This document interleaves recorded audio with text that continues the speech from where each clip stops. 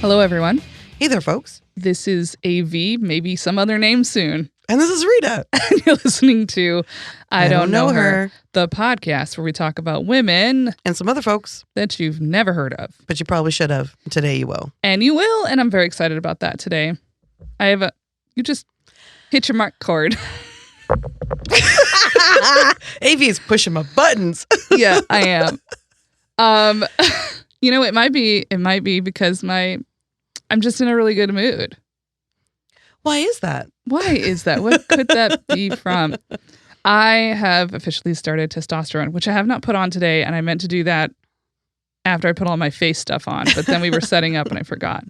Because I'm like really paranoid that I'm going to be in the middle of like putting on my lotions for my face and then be like, oh, tea, and then go back to putting lotions on my face and then I'll have testosterone all over testosterone gel on my face.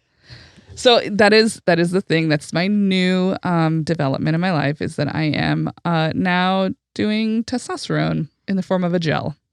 I'm excited for you. Yeah, you know what was really funny? So, I've done like months of research. And, I came to the decision because it was actually quite easy. I was really like hemming and hawing and going back and forth. And Abby came to the doctor's appointment, the first one, and was like, I feel fine about it. What's your deal? Oh, geez. Okay. And I was like, I don't know, man. Like, I got to find out because I am non-binary. I am not trying to be a trans man, and I'm not a binary person. So there are things I want because of testosterone, like things I'm desiring to get out of it. Like, for instance, I want my fat to distribute in my body in a different way so that I don't have like really heavy hips, because that's like the number one marker of my body that is very feminine. And it's been very upsetting in the last few months. And then I also would like a more, sort of defined jawline. I want to get stronger in my upper body. Like, these are things that testosterone can help with. But there are other things that come with testosterone that I'm like, no. Yeah, like the hair loss is one thing that you told me about. Potentially hair loss. That's genetic. So it's really going to depend on, you don't really know. You have no idea how your body's going to react and if you're going to lose hair.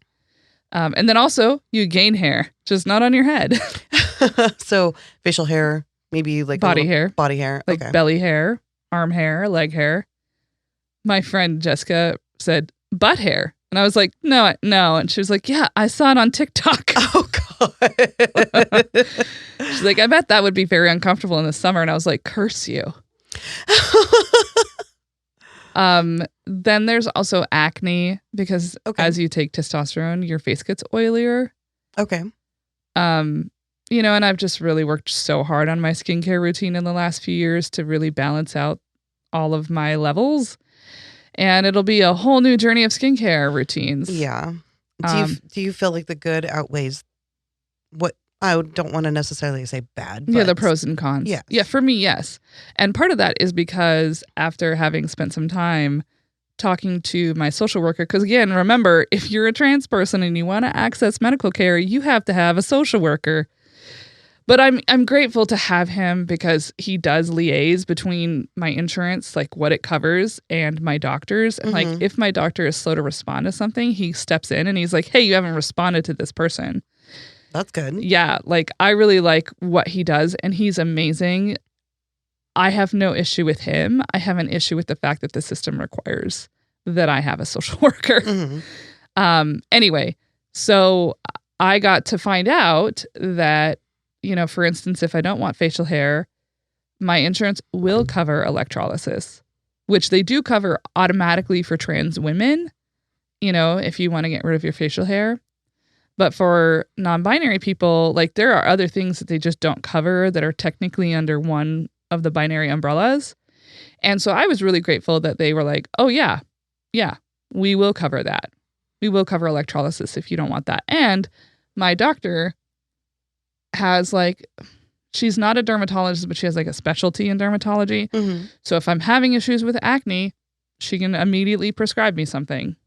That's amazing. Yeah. So like a lot of the stuff I was concerned about there are ways to mediate those things. And I'm really excited about that. But here was the real clincher.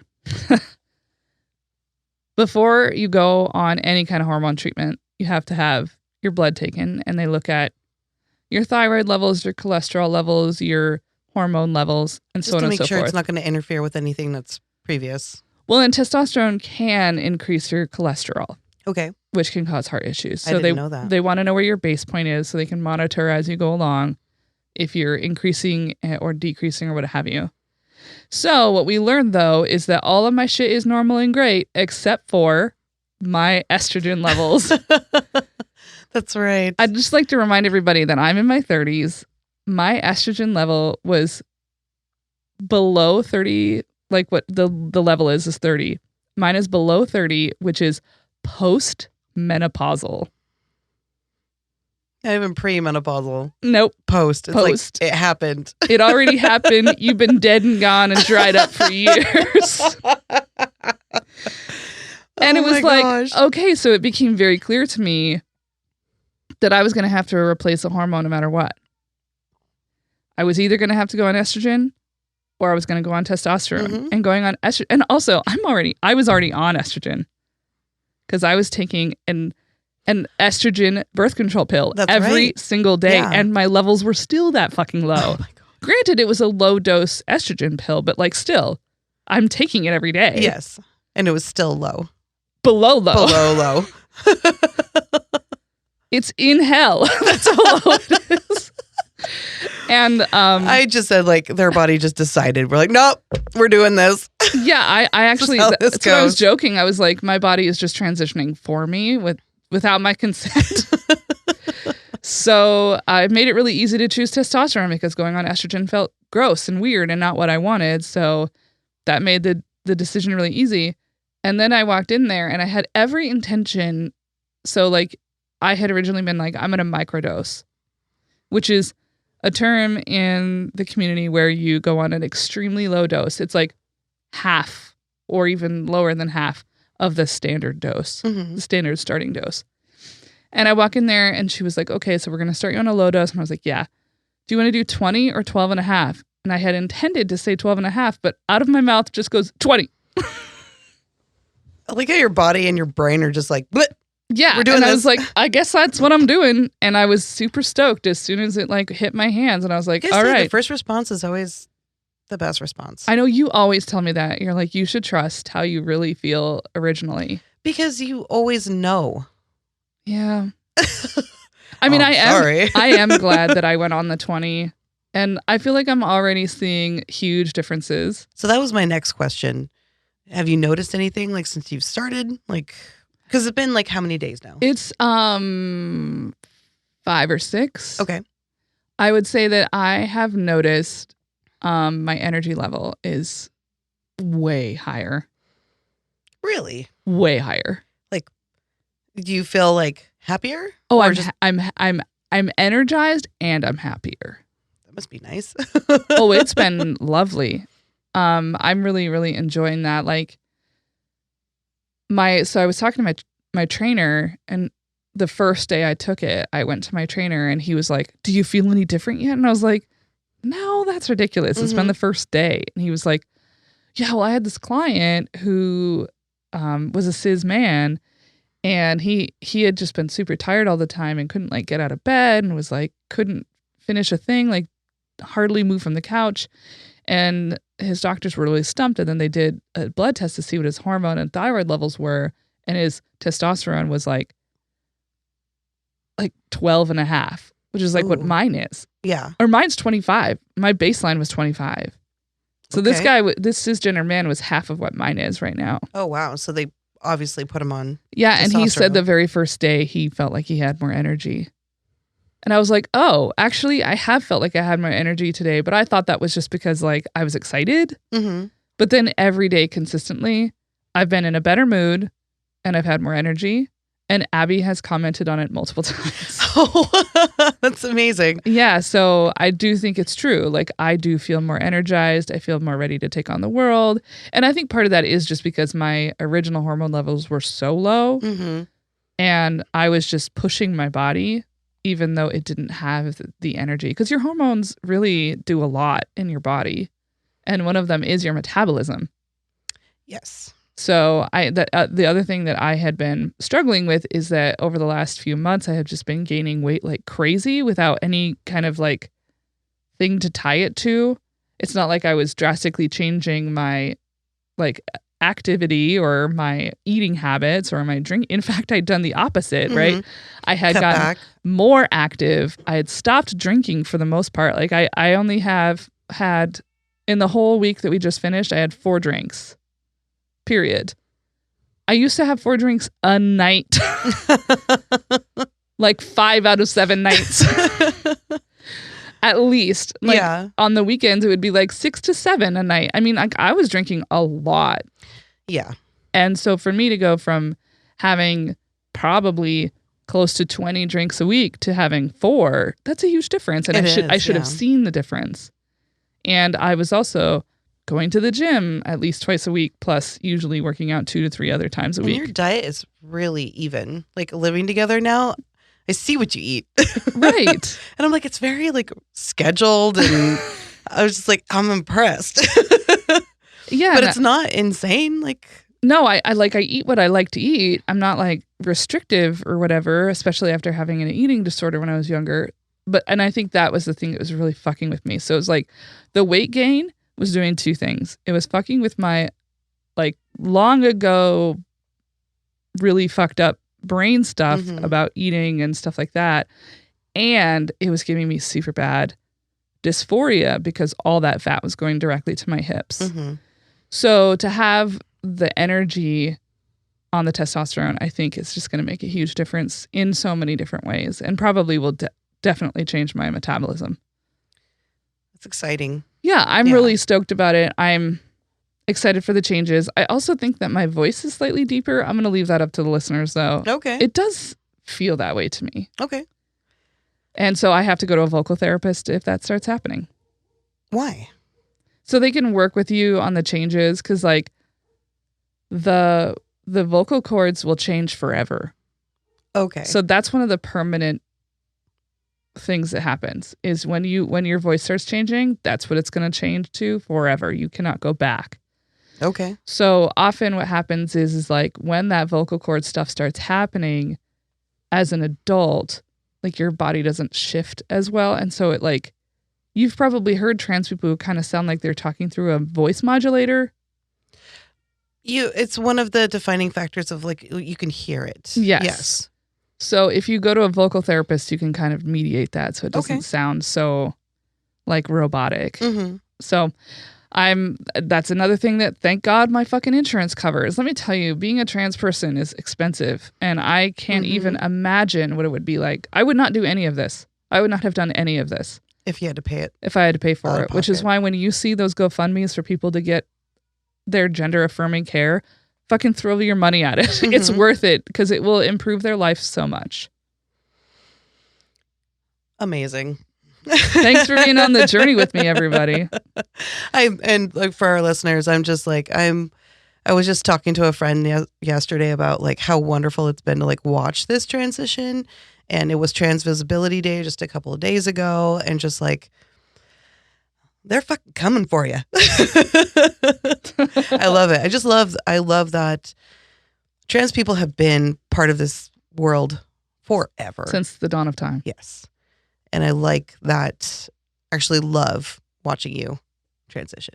Well, I appreciate your support and the support of our listeners too. Thank you for being on the journey with me. I said you got a person. I do. And I'm very excited to talk about her. Although I will tell you, just a heads up, it's a sad story. This is a sad song. I mean, it's not like super sad, but it's just not, it's not terribly uplifting. Okay. Have you ever heard of Antonia Brico? Mm-mm. She was the first woman to gain recognition as a conductor of worldwide symphony orchestras. Is she more of a modern day person? Somewhat, yeah. Does she play the violin? Mm-mm. Okay. I don't know her. Antonia Brico was born in Rotterdam, Netherlands on June 26, 1902, to an unmarried Dutch Catholic teen girl. Ooh. and an Italian pianist. Antonia knew nothing about her birth family, not even their names. She didn't even know that her birth father was a pianist. Knew nothing. She was placed with a foster family by the time she was 2 years old. And her foster parents renamed her Wilhelmina Wouthuis. I don't even know if that's how it's said, but it sounds like that to me. Okay. It's written down everywhere, but nobody ever pronounces it. So that's what she was known by for a majority of her young life, was Wilhelmina. Her foster family, the two parents were uneducated. I would guess they were well-meaning. They didn't have children of their own. Antonia was their only child. And they seemed to be completely unprepared and ill-equipped for caring for Antonia, but maybe any child. I can't quite decipher that. I'm going to go hard on these parents. Okay. So for those of you who didn't like that before, you're going to want to tune the fuck out of this, because I am pissed about these parents, these foster parents. I have been a foster parent, so I know that it's fucking hard to take on a kid who comes from something where you can't change what happened to them. But this little girl was 2 years old. She didn't have anything wrong. Like, everything that got fucked up I feel like was their fault. So she described her foster mother as extremely stern, and withheld all affection. Like, didn't hug. Why do you want a baby then? Why bring a child into your house?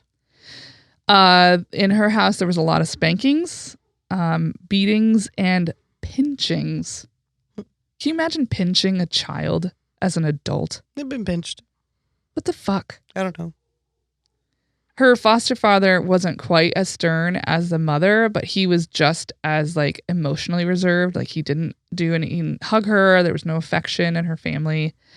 Neither of them ever hugged her, really, ever. So the only touch she ever got was spankings and pinchings. All negative. Well, and that's gonna fuck you up. Yeah. This trauma actually lives with her for the rest of her life, and she never fully comes to terms to it. In 1906, when she was 5, Antonia and her family immigrated to the United States, and they went to California. Apparently, originally her father had been wanting to go to Australia, but then the San Francisco earthquake happened. Okay. And he was like, there's going to be jobs there. Okay. Which seems real twisted, but whatever. They went to California, and so she grew up kind of in the Oakland area for the most part.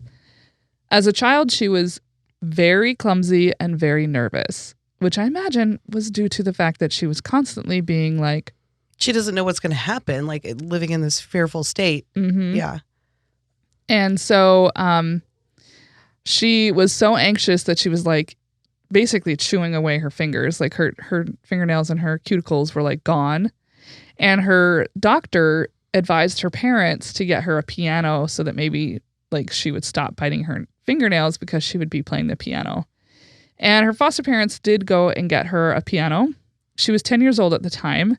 But while they were willing to get her the instrument, they were not willing to pay for lessons, for goodness sakes. Okay, so she has a piano. She just has to do it on her own. So she actually got quote unquote lessons from a 12-year-old girl who lived across the street. Okay. But it was clear immediately that Antonia was innately talented. And she was also very academically gifted. She was extremely good at school. She was really good at piano, took to it immediately. And these were things that made her immediately stand apart from her foster family, neither of whom had any education or any kind of artistic talents. And I think that probably, I know it contributed to some tension between her and them. Because her excelling was a slight against them in their eyes. Well, and they didn't see any use for her things. They were like, what does it matter if you're good at piano? Nobody fucking cares. So as an adult, she actually told biographers, people that she was getting interviewed by, that she was often punished for playing the piano. So sometimes she would play too early in the morning.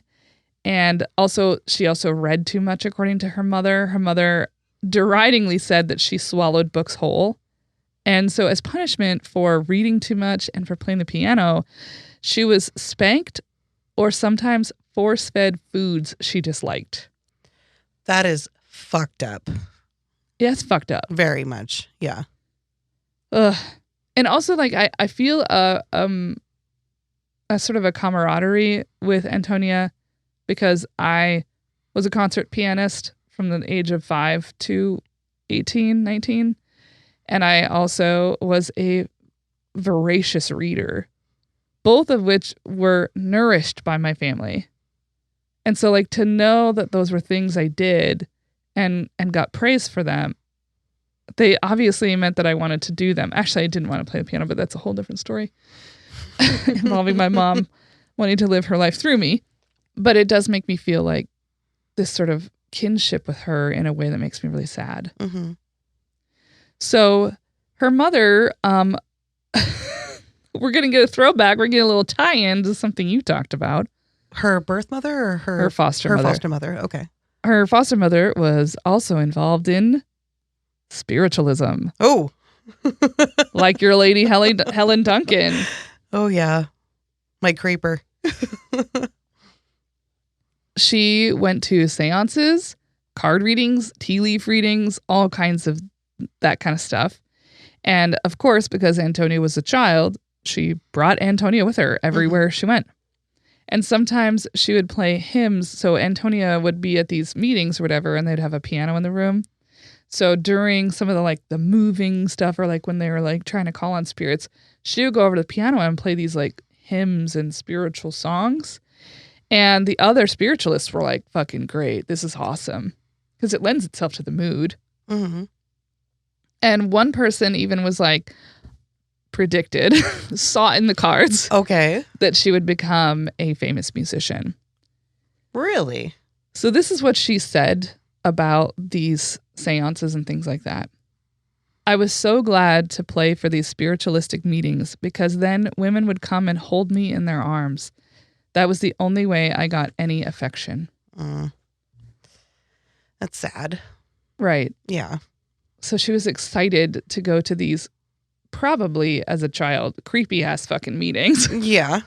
Also inappropriate for a child to be there.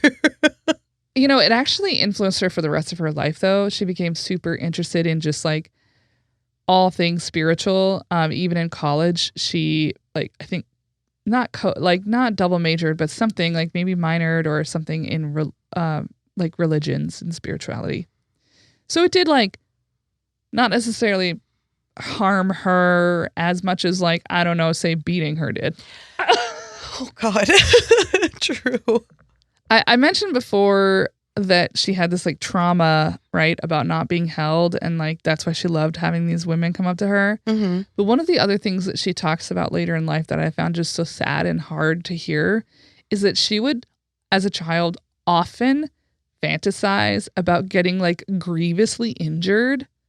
So, for instance, like she would daydream about being hit by a car because then that would mean that somebody would hold her afterwards.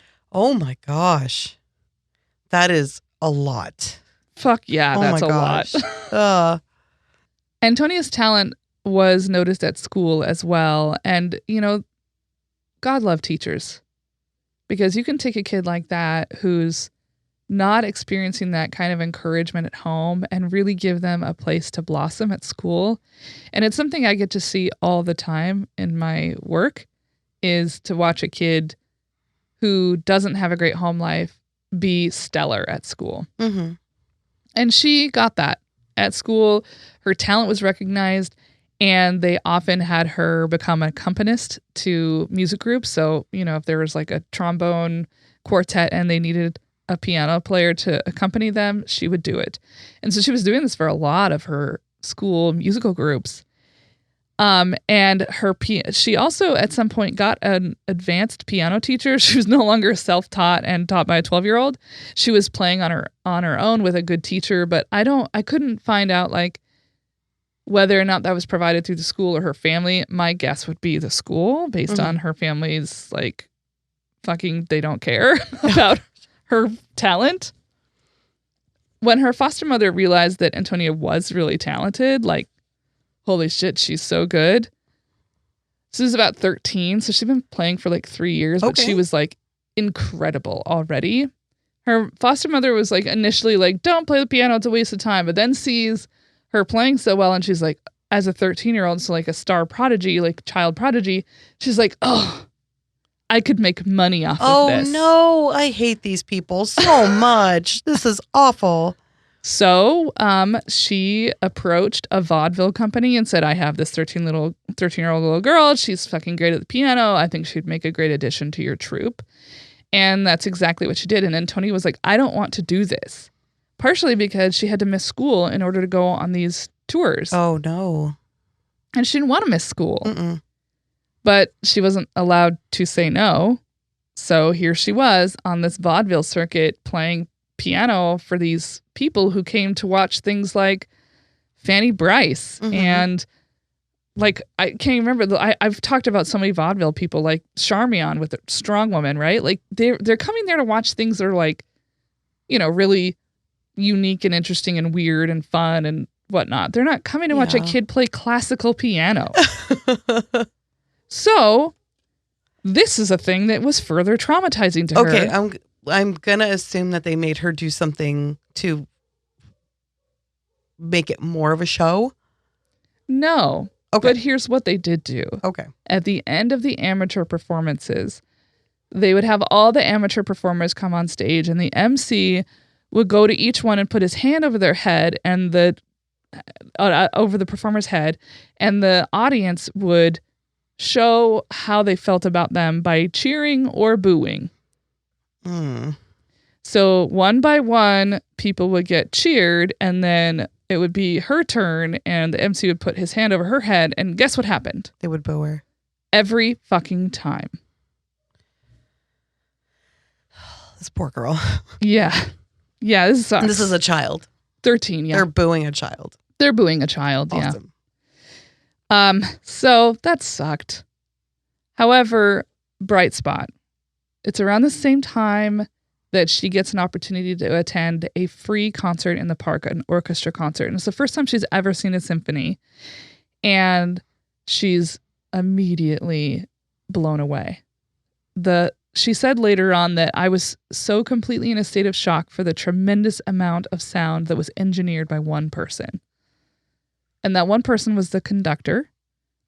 And his name was Paul Steindorf. And she immediately was like, I want to be him. I want to be near him. I want to have a part of this. And she knew from the moment she saw conducting that that's what she wanted to do. And the way you get into conducting is obviously you have to continue your studies. You can't just it's not like being a folk music singer where it's like if you're good at it and you play enough clubs, you might get some fame. To be a conductor, you have to be classically trained. Yeah. Which means you have to go to college. A thing that her family was like, no. You're not going to college. They don't even want her to read, so I'm assuming they're not going to want her to go to college. But one of her teachers was very encouraging and was like, you need to go to college. You need to go to college. And she knew that in order for her to go to college, she's going to need money because she knew that her family didn't have the means and also probably wouldn't, even if they did. And so she got a job working at Woolworths, and she was such a good salesperson that her boss would move her from department to department wherever the sales were low.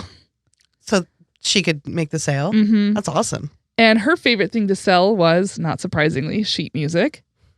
And it was really funny because there's this great little story that her biographer told where she would go into, customers would come in to get sheet music, and they would be like, well, what does this sound like? And she would sit down at the piano, and she was amazing at sight reading, from the start. And she would play the piece, having never played it, but she would add her own little flourishes and all this really fun stuff. And they would be like, oh my God, this is amazing. They would buy the sheet music. They would go home and learn the piece. And they would come back and they'd be like, I don't sound like that. That's not what's written on the page. And the Woolworths people would be like, sorry, you can't return it. Yeah. I love that little story, though. As she approached graduation, Antonia secretly applied to and was accepted into UC Berkeley, which has a great school of music, too. When her mother discovered this, she immediately threw Antonia out of the house. Oh, my gosh. As far as I can tell, that's the end of their relationship. Okay. I don't have any information that they ever even spoke again. They probably did, but I don't know. It was as if they never existed after this. Mm-hmm. Antonia obviously couldn't do everything on her own.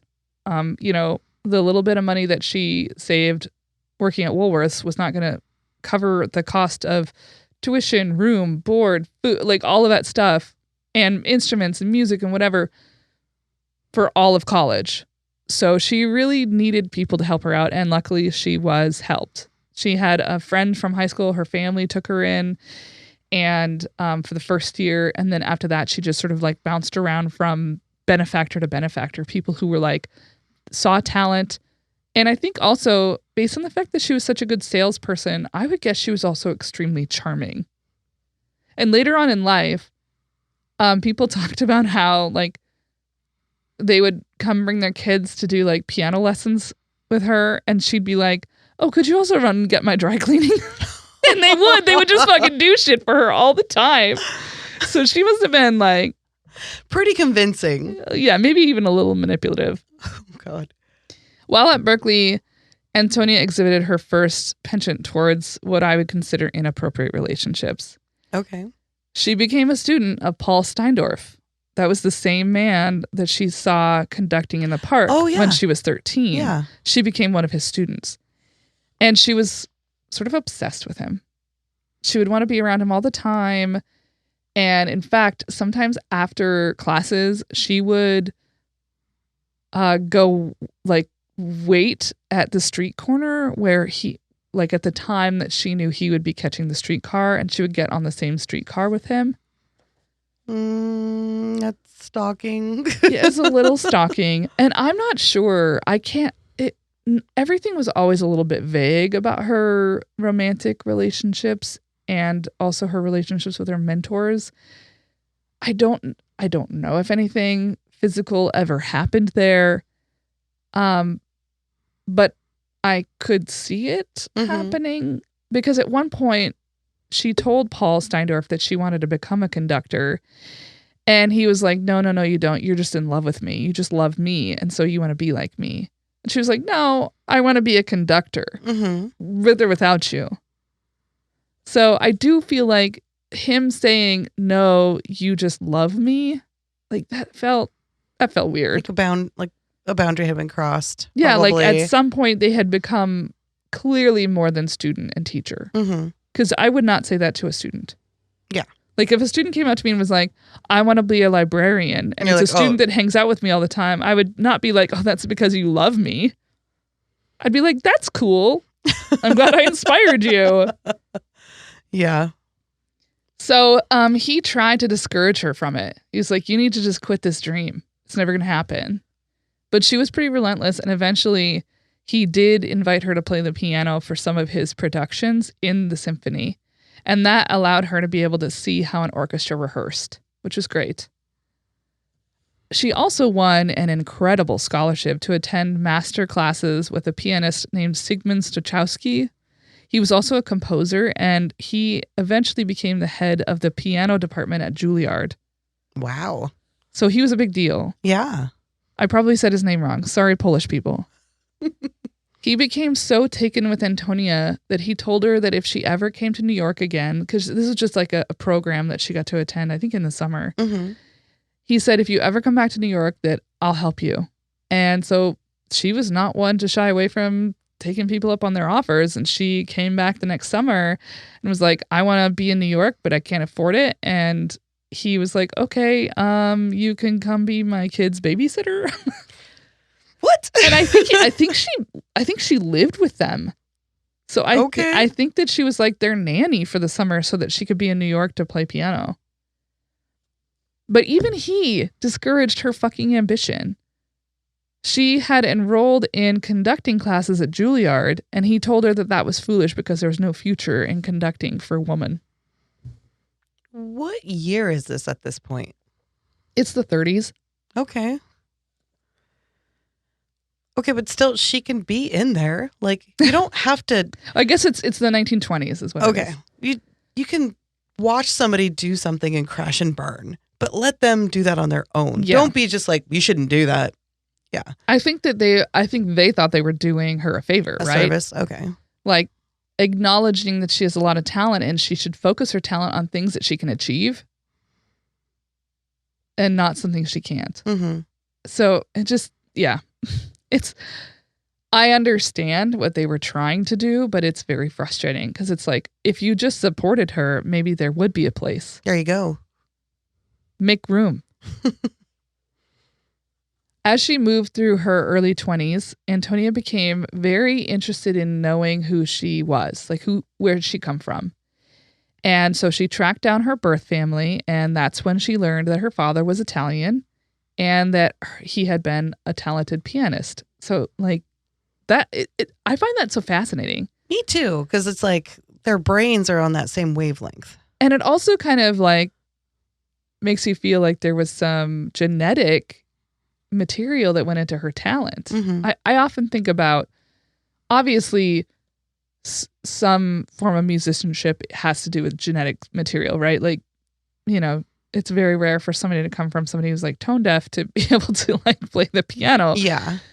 She also had from birth perfect pitch. Interesting. Right. And Abby didn't know what perfect pitch was, so I explained like that's like if I told somebody to sing an E right now, they would be able to sing it on cue and be exactly at the letter E. Like that you could tune a guitar to them. Mm-hmm. I've only known one person in my life in person who had perfect pitch. I don't think I've ever known anybody. Yeah, she was blind, and she was in my high school, and I was a pianist. I also liked to sing, but I accompanied her multiple times, and she was incredible. She would know when a piano was out of tune. Holy shit. When we would go to festivals and I would be on the piano and we would do the warm up, she'd be like, that piano is off by a half step. Whatever. And I was like, what? Okay, sure. She was like, I'm just going to have to adjust the whole time. Okay. Okay. Whoa. She was impressive. And that was how Antonia was. From the get-go, she had perfect pitch. There's something in the mind. Yeah, because you can't teach perfect pitch. It's just you have it or you don't. Mm-hmm. She also learned that she was born Antonia Brico. Remember, her foster parents had renamed her Wilhelmina? Yeah. I did not want to call her Wilhelmina. She did not like to be called Wilhelmina. And when she found out her birth name was Antonia Brico, she changed back to that name and never looked back. Awesome. So I wasn't going to call her by the wrong name. Mm-hmm.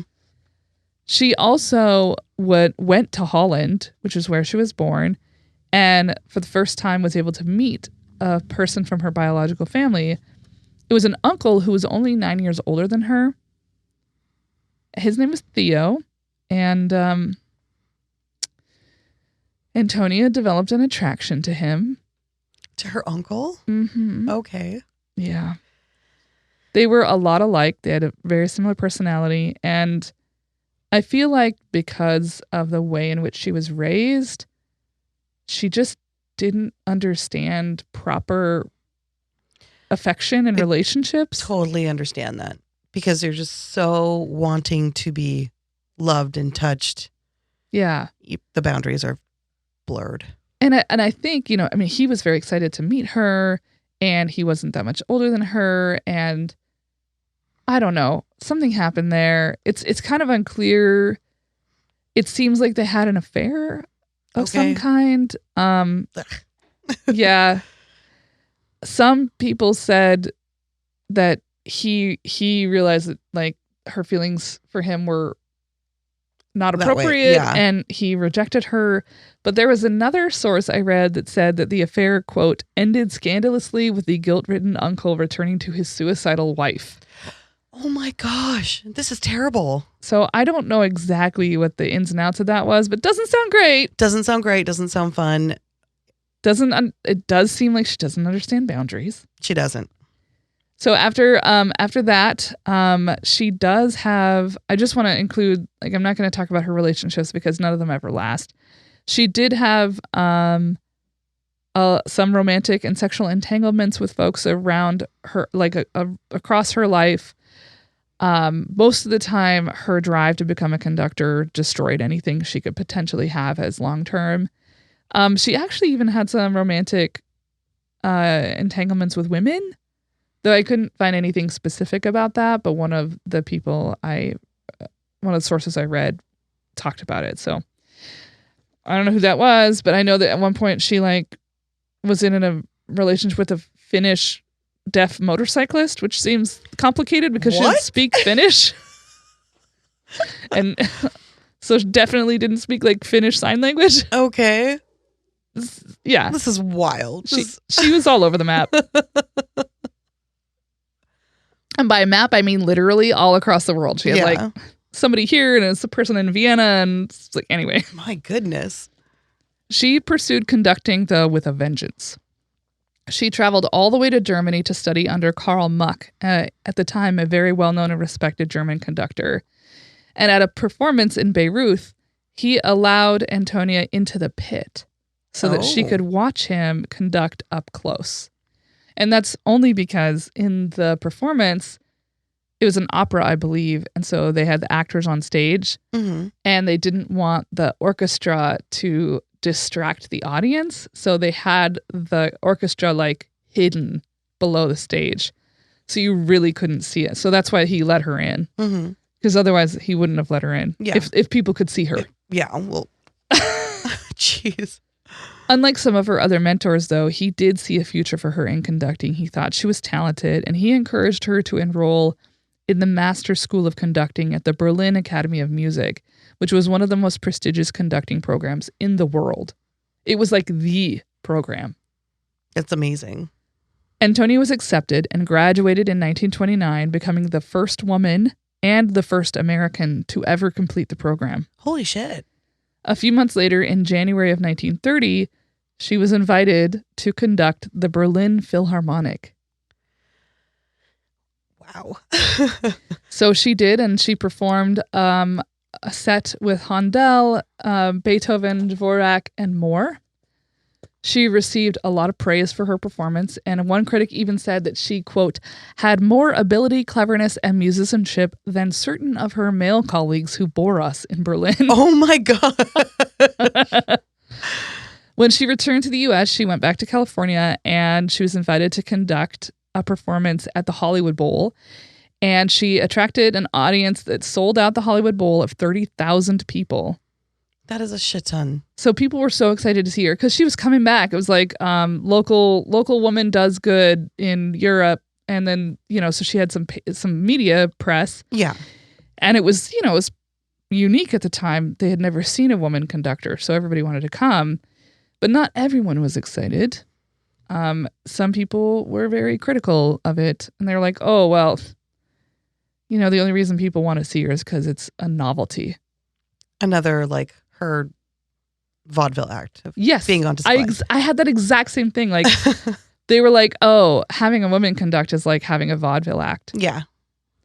She went back to Europe and conducted the Hamburg Philharmonic. She also conducted in Vienna, Poland, Paris, London, Latvia, etc. But as would be the story of her whole fucking life, she could not find a permanent home. Most symphonies have their conductor. Yeah. Right? The Spokane Symphony has it, the New York Philharmonic, the Detroit Philharmonic, they all have their conductor. Person who just leads that house. And that's what she was looking for, was a place to permanently be. Unfortunately, a lot of her stuff got dashed because in the 1930s, we have the Great Depression. And Antonia found herself in the situation of being unemployed or underemployed most of the time. But that, thankfully, was like, remember, we've talked about this on other people's biographies where the government had that like worker program where they were like hiring unemployed music. They would pay unemployed musicians and they would have these like really cheap concerts, but the government would pay for them.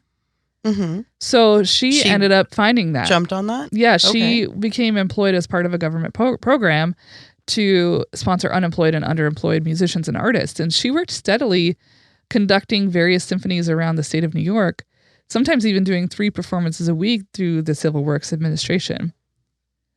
But she wanted to have like an orchestra of her own. Basically what she was doing was just hopping from one to the other. Yeah, just trying to make it. So, and she had always been asked like, oh, are you a feminist? Although that's not the word they used at the time, and how odd to walk up on somebody. Are you one of those feminists? Well, that's what, people would ask her that in media articles and stuff, like news articles. And she'd always been like, no, first off, I'm not a woman conductor. I'm a conductor. And she had been asked, I think earlier, if she would ever do a women's only orchestra symphony. She was like, no, I don't need to do that. Like, if you're a good player, you're a good player. Your sex doesn't matter. Mm-hmm. And however, she wanted her own orchestra, and she discovered that probably the easiest way to do it was all of these unemployed women players all around New York, because they were getting overlooked for jobs Mm-hmm. in orchestras for men. And she was getting overlooked for jobs because they were only giving them to men. So she was like, why don't we all make our own orchestra? So she founded an orchestra, but she knew in order to make it successful, she needed to get people in the seats and to believe in them. Yeah. And one of the ways you do that is you have supporters, like fancy ones. Fancy. That's my good word today. You need fancy ones.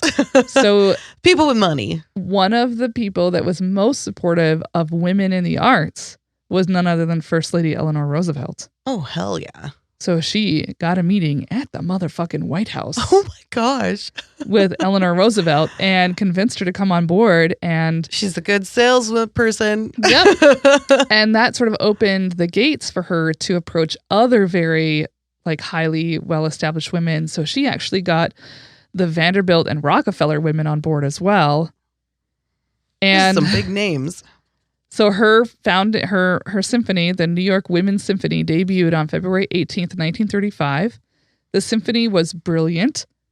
Every performance that they did was raved about. But often in the media, it was like poo-pooed. It was like, oh, isn't that cute? Those girls, aren't they cute? Oh my goodness. So tap tap on the head. Yes. Nevertheless, her symphony was very successful and eventually moved from, at the time, the Town Hall Theater into the Carnegie Hall. Amazing. We've all heard of Carnegie Hall. Oh, yeah. The next year, she actually renamed the group the Brico Symphony because she wanted to open it up to men. And even then, she was ridiculed, as were the men who played in the symphony. The New York Times said this: the male musicians must have felt a bit embarrassed. Embarrassed about what? Playing in a women's symphony, oh of course. Oh my God. Playing under a woman conducting. How embarrassing for them.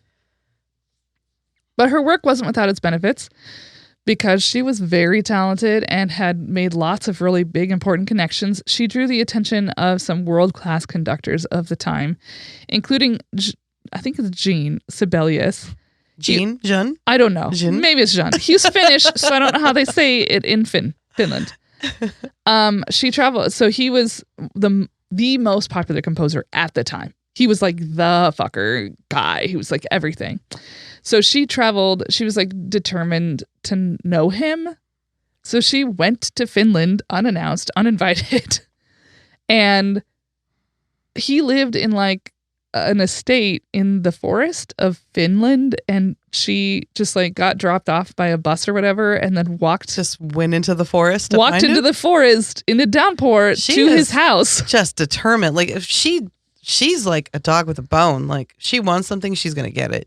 Correct. And she showed up at his house, and that was that. Like they became not only mentor student, but like really close. Again, I'm not entirely sure what the relationship was there. I assume it was just mentor student. He actually, after watching her rehearse and perform with symphonies of his work, he said that she was, quote, the only conductor who interpreted his work the way he intended it to be performed. Wow. And he also even considered her part of the family, and he called her his sixth daughter. He had 5 other daughters, yeah. Whoa. A lot of girls. A lot of children. So throughout the late 1930s, Antonia was invited to guest conduct on some of the world's biggest and most prestigious stages. She actually became the first woman to conduct the New York Philharmonic in 1938. And she actually talked about being like emotionally shattered afterwards. Because you work towards something. Yeah. And then you get this one big time that you get to see it happen. And then it's done. Oh. And especially because she's not able to keep doing it. Yeah. She just does one here and then it's done. And she, you know what I mean? So she doesn't get to like have that feeling over and over again and work towards a concert with the same musicians. So sad. She also conducted the Los Angeles Symphony, the Detroit Symphony, and other symphonies across Europe. She conducted twice at the Metropolitan Opera in New York. She was actually invited to do so a third time, but one of the premier male baritones refused to work for a female conductor, and so she was replaced. Oh. How delicate. Like, how hard is it? I just don't even understand. I don't understand. I don't. I'll never understand. Confident that she had both the talent and the reputation to secure a permanent conducting job, she actually hired a manager. She was like, I'm done trying to do this on my own. I need somebody to work on my behalf. Probably exhausting on her end. And managers do that. Like, that's what they do. They manage your career. They make sure that they're constantly looking for avenues to support you. And they take a cut of your earnings. So the bigger stage you get, the more they make. They are incentivized for you to do better. So she hired a manager, and he lined up a pretty cool opportunity. One that seemed like this was it. This is going to be her opportunity. The Denver Symphony was looking for a new conductor, and she was invited. This is at a time when the West was still sort of like getting its feet under them, the Mountain West especially, right? Colorado, Wyoming, Montana, those states were not very, like, they had not been established. Yeah. Like New York and Pennsylvania and Chicago and stuff like that. So she was invited out to Denver to be a guest conductor in a series of concerts. So they were sort of auditioning people. In December 1940, Antonia conducted her first performance in the Mile High City, and it was an immediate sensation. She was called, quote, a first-class conductor and received a standing ovation. And even better, she had been this whole time like bouncing back and forth between New York and Denver and courting the high society people. Schmoozing? Yeah, as she had done in New York, which is what got her the New York Women's Symphony. So she was doing this in Denver, courting all of these elites, and thought she really had them all on her side. So her prospects seemed better than ever that she was going to get a home conducting job. So she uprooted her life and she moved to Denver in 1941. When she arrived, of course, like, she doesn't have a position yet, so she opens up a private piano lesson practice, and she took on clients, some students, high school students usually, and elementary school students, and she was just sort of biding her time until she got the position. She would obviously be like a really big get for such a sort of like unknown, unestablished symphony. They were not a big deal at the time, so she could make them a big deal. After all, that's tempting. She had rubbed elbows with like some of the greatest composers and conductors in the world at the time, including Sibelius, Stravinsky, Strauss, Wagner. She knew Anais Nin, the writer. Like, girl knew people. Yeah. First Lady Eleanor Roosevelt. just sponsored by the First Lady. And of course, she had conducted some of the biggest, most prominent symphonies in the world, and on those stages. Like, that's an extraordinary resume. And she graduated from the most prestigious conducting program in the world. I mean, shoo-in, right? Yeah. No. In 1945, when the announcement was made, the Denver Symphony gave Saul Catan the position, a trumpet player and associate conductor of the Philadelphia Symphony. Okay. Many people acknowledged even at the time that Antonia was far more qualified. But this was the reasoning that was used then and afterwards. Oh no, what? She was abrasive and could sometimes be difficult to work with. She didn't have a lot of tact, and she was sometimes a bit eccentric in the way she dressed.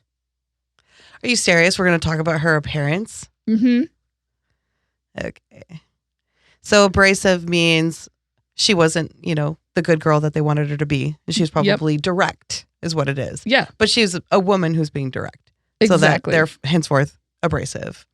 And her clothing, who the fuck cares? Can she conduct? How about that? Also, I just like to pause for a moment and consider that how many men have been called geniuses who And were they look abrasive insane. and difficult and dressed weird. And their hair is unkempt and like they looked insane, but like, were they brilliant? Yes.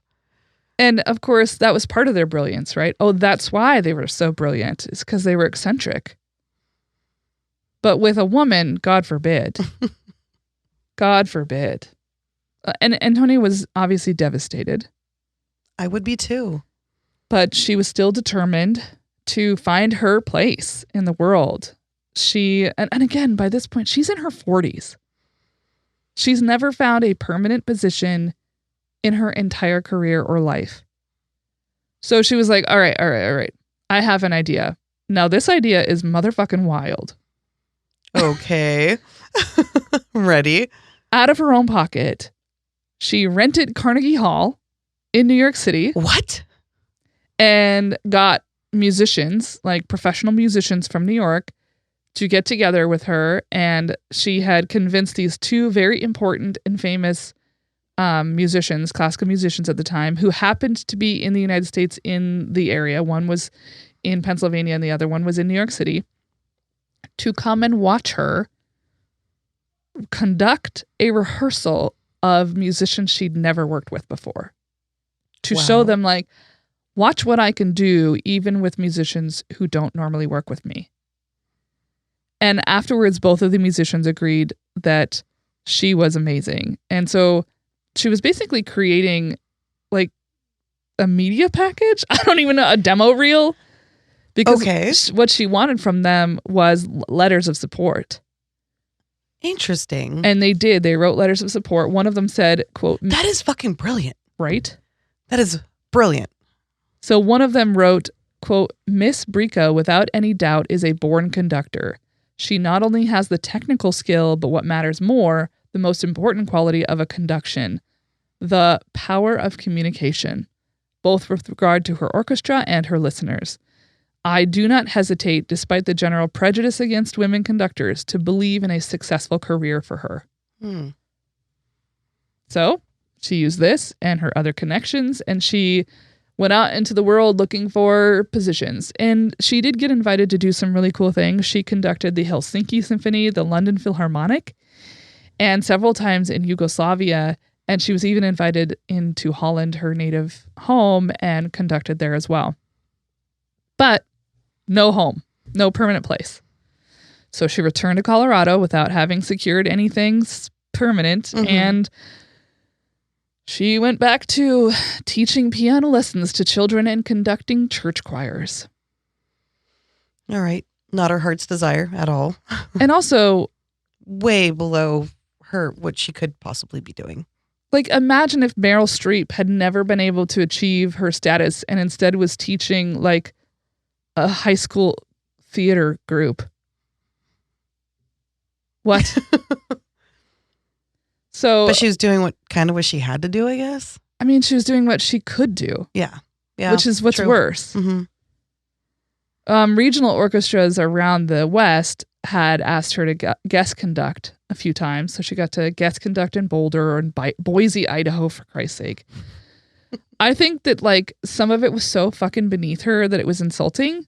Like at one point, the orchestra in Cheyenne, Wyoming, got in touch with her and asked her to fill in while their permanent conductor was recovering from a surgery. Okay. Like, I'm sorry. Not a good gig. What the fuck? Yeah. Like, she has conducted the New York Philharmonic, the London Philharmonic. And she's a villain. The Berlin Philharmonic. And she's like, and they're like, you've got some time, right? Holy shit. Again, the insults. Yeah. In fact, one of the things I thought was most galling was one of them. So she had been like conducting seasonally with the Boise, or I think it was the Boise Orchestra. And the Boise Orchestra. That just sounds wild. I'm sorry. She also conducted in Spokane. Really? She did. Yeah, I found that out. Oh, interesting. Yeah, I would love to see if there are any photos of that somewhere in like the Spokane historical stuff. But anyway, at one point, I think it was the Boise one. I didn't write it down. I just want to tell you about it because it made me mad. Oh no. So every every year, it's all amateur musicians, like in these places, like Cheyenne and Boise. They're not professional musicians. Mm-hmm. And so they had this amateur orchestra, and a normal orchestra has 100 musicians. And they had like maybe gotten together 25 or 30. Like it was like this piddly little orchestra, right? And they had like advertised in advance of their season with like brochures and posters and stuff with her picture on it. And so this year they were like, so we were wondering, hey, we've got more musicians, so you're going to be excited about that. But we were wondering if you could like maybe give us a photo of you smiling. Because you look so stern in the other ones. I'm dead. I died. Mm-hmm. Oh, seriously. I can't even imagine how insulting that would feel. I mean, I can imagine. That's why I'm mad about it. Yeah. Oh, gosh. It seems like she kind of at this point had like given up on the dream of becoming a house conductor. Throughout the 50s and 60s, she formed and led the Denver Businessmen's Orchestra, which had women in it. There's a weird name, it's the Businessmen's. And again, it was an amateur orchestra. They did ask her to be their permanent conductor in 1955. So not a house conductor, but the next best thing, I guess. So despite its less than stellar qualities on the outside, Antonia worked feverishly to bring this orchestra up to her standards. And that meant sometimes that she pushed people beyond their range. And so some people did find her like hard to work with. But most people who ended up in there, like that's why they wanted to be in that. Because she was the conductor, and it would make them a better musician. So eventually, this Denver Businessmen's Orchestra, made of amateur people who had like day jobs and didn't study music professionally, began to outshine their professional counterpart, the Denver Symphony Orchestra, the one that had turned her down. Oh, really? Yeah. Wow. They were fucking better. Over the course of next several years, the position of permanent conductor of the Denver Symphony came up a number of times. And every time Antonia's name was brought up, and every time she was passed over. Mm. By this point, other people had obviously started to notice that there was a lot of sexism happening here. And there was a reporter even, I think she worked for the Rocky Mountain News. She wrote, quote, few of the men, this is in 1963, few of the men being considered for the post of permanent conductor of the Denver Symphony Orchestra can boast the background, training, or experience of Dr. Brico. Wow. But it didn't seem to matter. They still kept hiring men. And that's how things just went along. For a long time. Until 1974. Oh my God, for a long time. She was born in 1902, so she is 72. And this is when a former piano student of hers, a girl named Judy Collins, do you know who that is? Judy Collins doesn't know. No. So Judy Collins had been a student of Antonia's when she was young. And she also had a real big interest in folk music. And Antonia was like, no, don't do that. That's beneath you. And eventually Judy was like, these two things, like my passion is folk music and I love this teacher and she's brilliant. She's making me a better student, but like I need to pursue what I want to pursue. Mm-hmm. So she ended up quitting and went on to become a very famous folk singer. And so by this point in 1974, Judy Collins is very famous. Mm-hmm.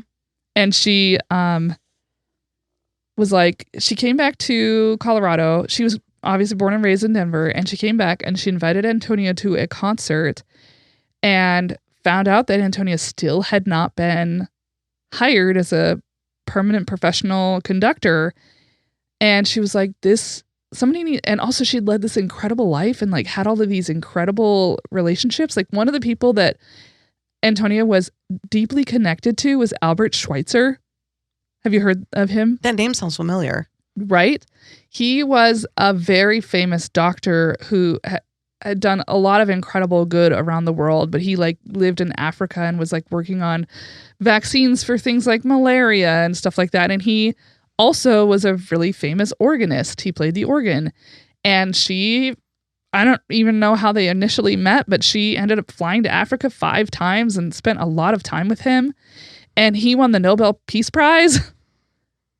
Okay. Like, her story is fucking fascinating, right? Yeah, I was like, this is pretty bananas. And Judy was like, people don't know who she is, and they should. So she asked if Antonia would like to be the subject of a documentary.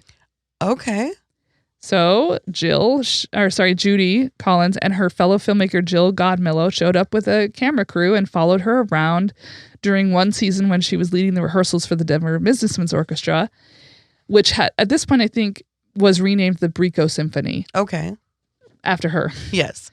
And she was very raw on the movie. I watched the movie, and the majority of it is watching her conduct in her orchestra and like how she conducts rehearsals.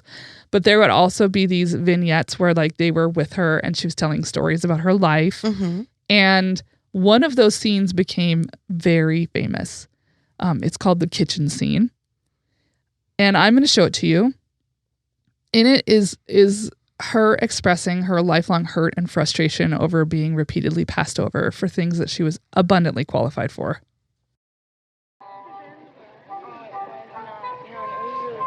How would it feel to you if you had, in the whole year, 4 performances? Would you like that? All right. I have 5 performances a year. I'm strong enough to have 5 performances a month. I'm essentially a creative artist, and I teach most of the time, and I would like to conduct more than 5 performances. I'm squeezed. I'm frustrated because I conduct 4, 5 concerts a year, sometimes 6, and I'd like to conduct 5 concerts a month. I cannot play my instrument, which is the orchestra. I get an opportunity like last Sunday. I was extraordinarily happy, and that's one. That's like giving a starving person a piece of bread after days of hunger.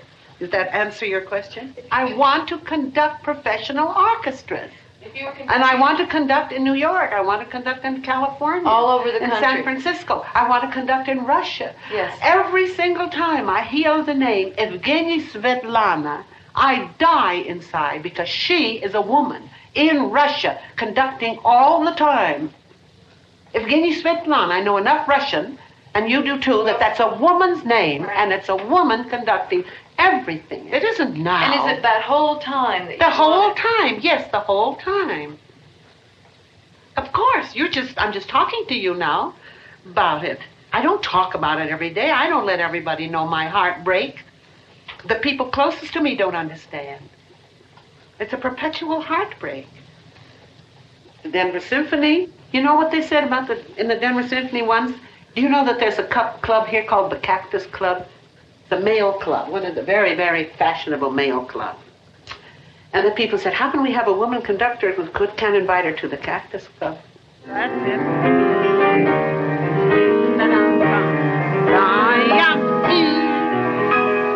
I hate to tell you, but the people who prevented me the most from conducting have been women. Well, that was intense. You can see in her eyes the loss. Mm-hmm. The sheer pain mm-hmm. of having been treated like nothing. It was awful. And also that comment she makes at the end that the people who prevented her from going higher the most were women. Mm-hmm. That seems to be true. It doesn't sound like, honestly, I believe that. Well, there were women on the board mm-hmm. of that do the hiring for the Denver Symphony who didn't like her. They didn't like her personality, so she just didn't get hired. Like, what the fuck does it matter? What does it matter? Also, I watched the whole movie and I got to see her conducting. And like, even like when she would stop the orchestra to have people replay stuff. I don't know if you ever played in an orchestra or anything like that, but I did as a pianist and as a flute player. Mm-hmm. And my conductors were all men, but she wasn't any more abrasive than any of them. Mm-hmm. So I was like, what the fuck? Like, she just is normal. Because she's a woman. Yes, it exactly. Is, 100%. Like, it's sometimes when, like, even though I know it is, I'm always looking to see, okay, well, maybe it's also this. Because this one article that I read really laid into that. It was like, yeah, it was sexism, but also she was hard to be around. So are men. Like, that's the fucking point, is that so are men. So are men, but is it more tolerable because people can take that from a man rather than they would want to take it from a woman? Exactly. Yes. And that is the defining factor. So this film, which she thought was just going to be like Judy's little movie. Yeah. It goes on to become a huge film, and in fact was nominated for an Academy Award for Best Documentary. Oh, whoa. Okay. And it got like, it catapulted her back into the spotlight. Particularly, this is the mid-70s. So like when women's liberation became a really big topic of discussion, and like people were really talking about like how women have been held back in professions and stuff like that. So it really played into a fucking moment. And she did not anticipate that. And she said later on, I would not have been that candid had I known people were going to see it. So it was kind of like a double-edged sword, right? Like, it allowed her to then be in the spotlight, to be invited to do things that she had not been able to do for many years, which she loved. But also, people got to see those messy insides, all that pain. But she did end up conducting sold-out concerts in the Oakland Symphony, the Hollywood Bowl, and she was invited to conduct at the Mostly Mozart Festival at New York's Lincoln Center, which was recorded and released by Columbia Records. And of course, she was invited to conduct the Denver fucking Symphony. Oh. But that shine did not last forever. As the fanfare of the film died down, so did the offers to conduct. One of the other things that really frustrated her is that a lot of the times that after this, she would get invited to go to places, colleges, universities, groups, and whatever, and they would always show the film and then afterwards have a Q&A with her, and they never asked about music. They just asked about being a woman. And it was like the bane of her fucking existence. Yeah. Because the whole time she was like, I'm not a woman conductor, I'm a conductor. Ask me about that. But it never went away. She was always just sort of hemmed in by being a fucking woman. Yeah. And that's just upsetting. Even in her success, it was about her success as a woman or her failure as a woman. Antonia continued conducting the Brico Symphony until her health began to fade, both like mentally and physically. Okay. She retired from conducting in the late 1980s. But again, she is in her late 80s. Yeah. On her way home from a Judy Collins concert in 1988, Antonia fell on the ice and broke her hip. It left her in the hospital for weeks and then eventually in a nursing home. And she withdrew in the last year of her life and became very quiet, even around some of her most well-loved visitors. There was one guy who said in the whole year he'd known her in the nursing home, she never said more than 10 words. Oh, that is heartbreaking. She died on August 3rd, 1989 at the age of 87. Posthumously, she was inducted into the Colorado Women's Hall of Fame, and her beloved Brico Orchestra became the Denver Philharmonic in 2004, and they performed 6 concerts a year on the Antonia Brico stage. In 2018, a Dutch filmmaker made a movie about her called The Conductor, and in 2020, a children's book was written by author Diane Worthy, and it was released to great acclaim. And coincidentally, Diane Worthy is a musician who lives in the Moscow Pullman area. Oh, interesting. Which is close to us. While Antonia Brico never got her proper due in life, it is a testament to her greatness that her talents and prestige are recognized now, as is the incredible sexism she faced. Even today, there are very few professional women conductors in permanent positions. One of them, however, is Maren Aslop, who perhaps ironically became the Denver Symphony's director in 1993 and served until 2005, and she has gone on to become one of the most successful female conductors in history. Awesome. Sad story. I know. So undervalued. I think that it was important for me to tell a story of thwarted ambition. Like, we always talk about the people who rose above and kept doing it, and then they rose above. But she tried over and over and over again and never got there. And not for lack of like, okay, let me try this. Let me try this. Let me try this. Yeah, not for lack of talent, not for lack of ambition, not for lack of perseverance. Simply because people said, no, you can't. And I thought her story was important to tell because I think it is important to talk about the ones who never got there. Mm-hmm. Because that is the story of most of the people. That's why we don't know their names. Yep. So that's the story of Antonia Brico. Thank you for sharing.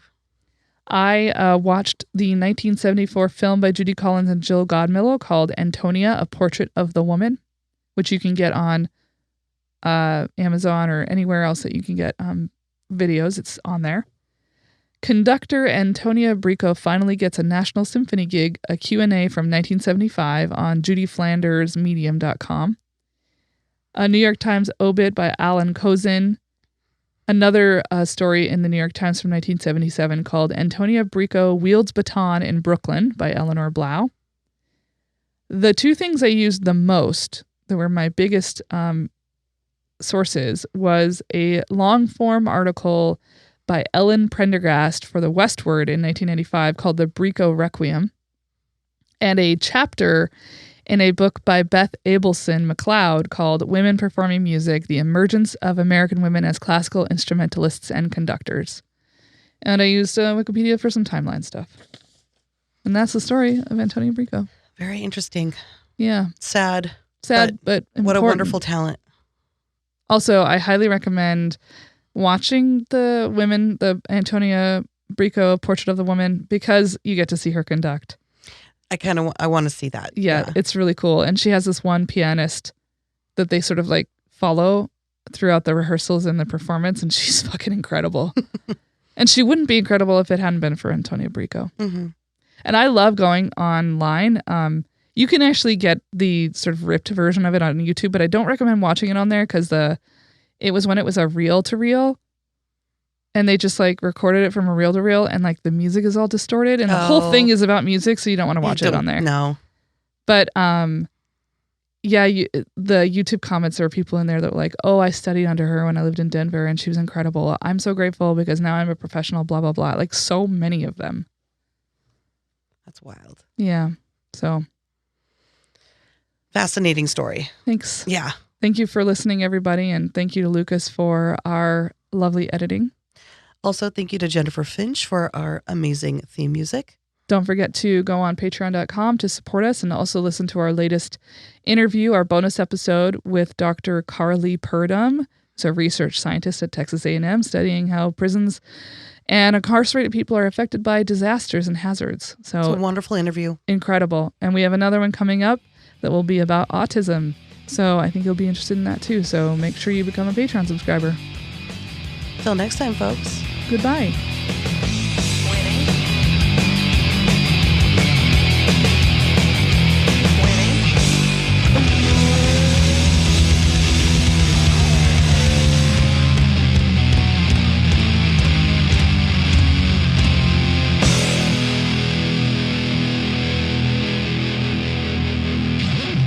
That's great.